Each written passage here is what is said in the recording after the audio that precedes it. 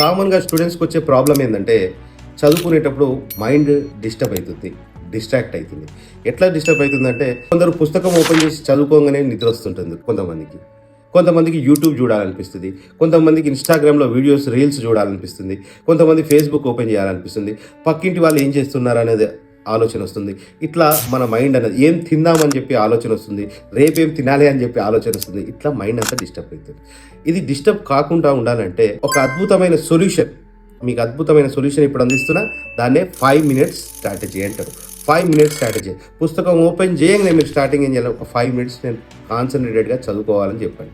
Mind disturb కాబోతుంటే Facebook open చేయాలనుకుంటే ఒక 5 minutes తర్వాత ఓపెన్ చేస్తా అని చెప్పి అనుకోండి. ఈ 5 మినిట్స్ స్ట్రాటజీ అనేది మీరు పాటించి ఒక 5 నిమిషాలు మాత్రం ఖచ్చితంగా చదువుకుంటా అని ప్రతిసారి మీరు ఎట్లా అనుకొని టైంని పోస్ట్ పోన్ చేసుకుంటూ పోతున్నప్పుడు ఏమవుతుందంటే అది మీ కాన్సన్ట్రేషన్ పెరుగుతుంది. మీరు ఎక్కడ కూడా డిస్ట్రక్షన్ కానీ డిస్టర్బెన్స్ కానీ గురి కాకుండా